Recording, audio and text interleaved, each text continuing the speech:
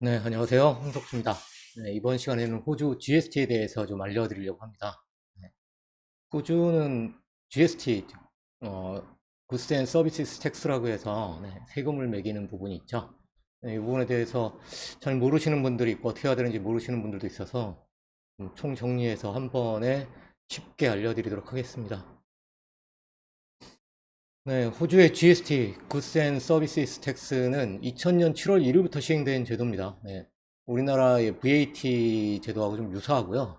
현재 호주의 GST는 10%죠. 네, 게다가 호주는 이제 2018년 7월 1일부터 호주 1000달러 이하의 소액 수입품에도 GST를 부과하도록 해놨어요. 그래서 이제는 호주로 수입되는 모든 물품에 GST가 부과되고 있죠. 네. 이 GST가 뭔지를 좀 이제 그 내용이 뭔지를 알려드리면 호주 내에서 발생하는 모든 공급품하고 수입품에 대해서 부과하는 제도가 됐습니다. 네.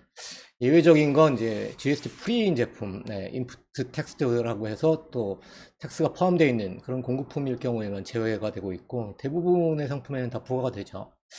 그래서 이 GST 등록 사업자는 이 공급품에 대해서 GST를 부과 징수한 다음에 ATO라고 해서 이제 호주의 국세청이죠. 세무당국에 신고 납부해야 되는 의무가 있습니다.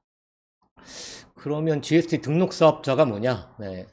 GST 등록 사업자는 이 두 가지 경우, 다음에 두 가지 경우로 해당하는데요.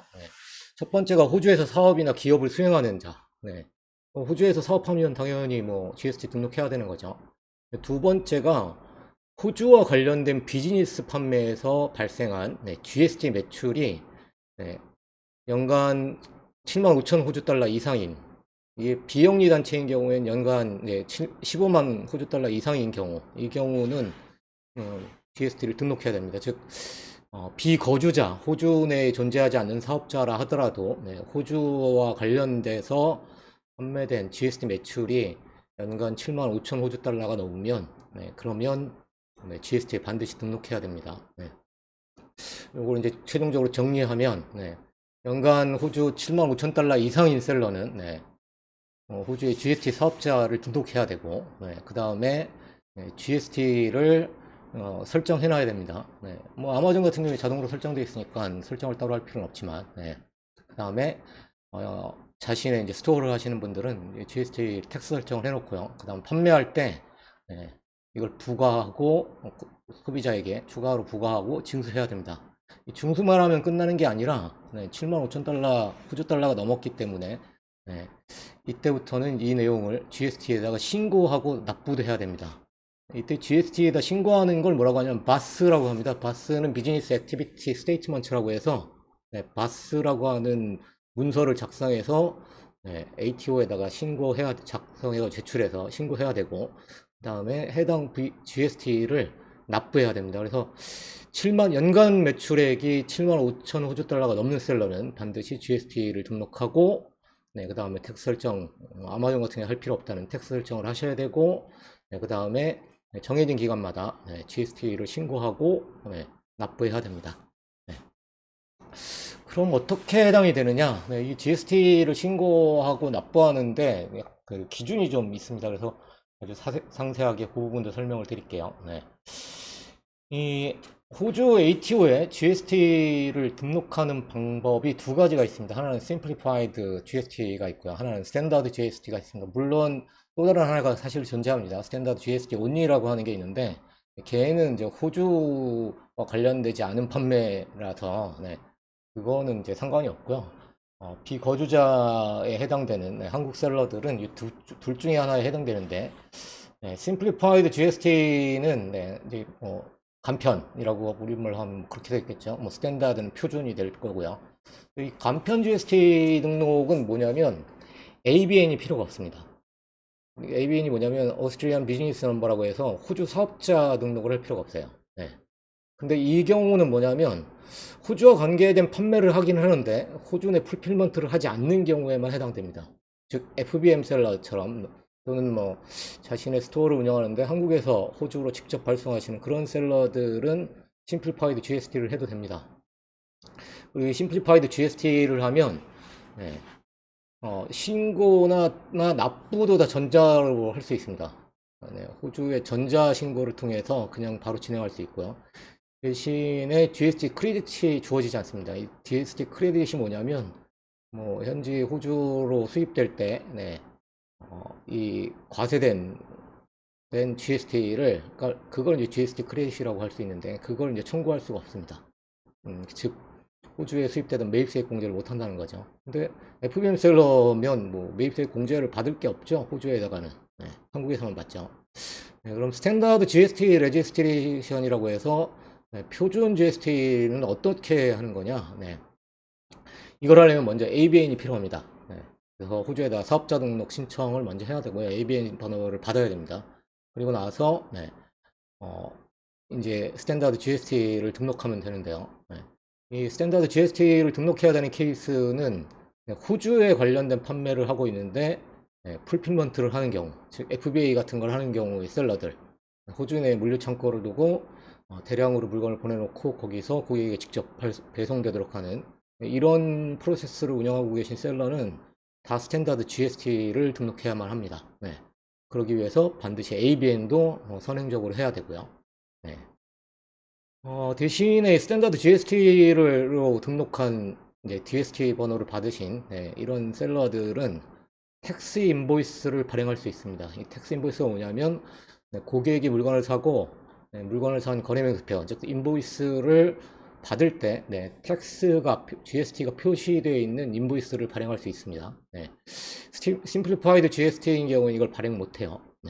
그냥 총액만 나오는 거죠. 애초에 부과하지도 않았고요.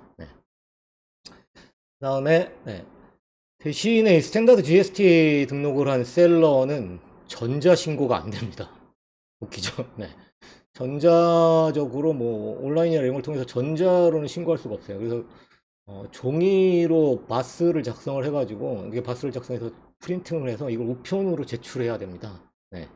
ATO에다가 요 점이 좀 불편하게 돼 있어요. 네. 대신에 GST 크레딧을 청구할 수 있습니다.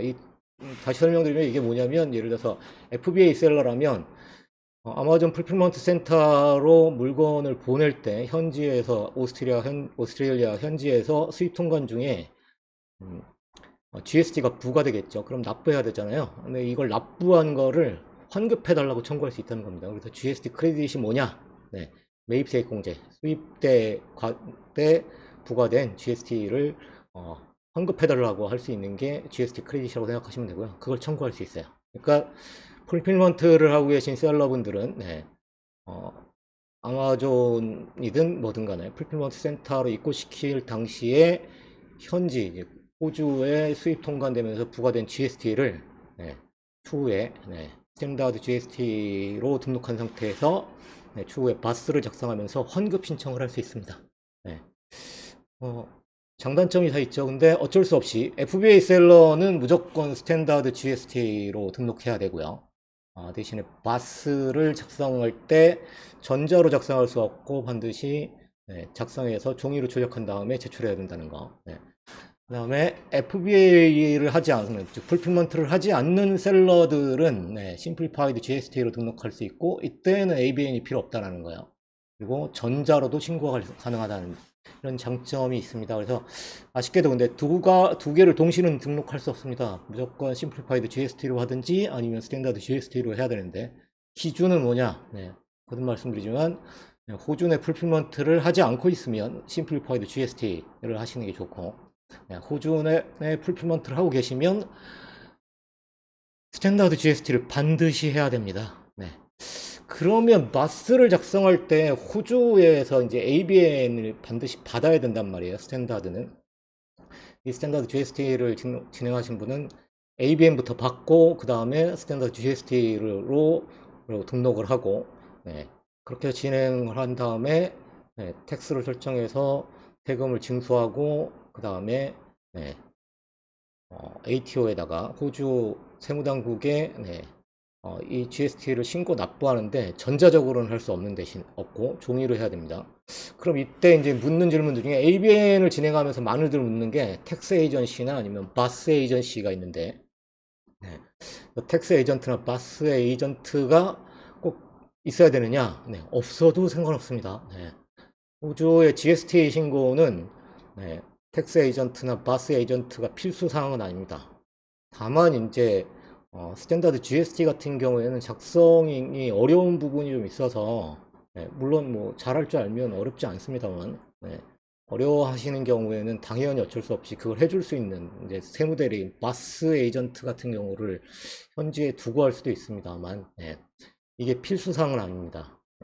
일본이나 이런 곳에서는 이제 일본 같은 경우에는 소비세를 JCT 넘버 같은 걸 받고 뭐 진행하려고 할 때 세무대리인이 현지 대리인으로 필수인데 호주는 필수가 아닙니다. 그래서 텍스 에이전트나 바스 에이전트를 반드시 현지 대리인으로 할 필요는 없습니다. 그러니까 필요하진 않습니다. 단 텍스 에이전트나 바스 에이전트를 세울 경우에는 선임할 경우에는 반드시 호주 내 현지 대리인으로 선임해야만 합니다.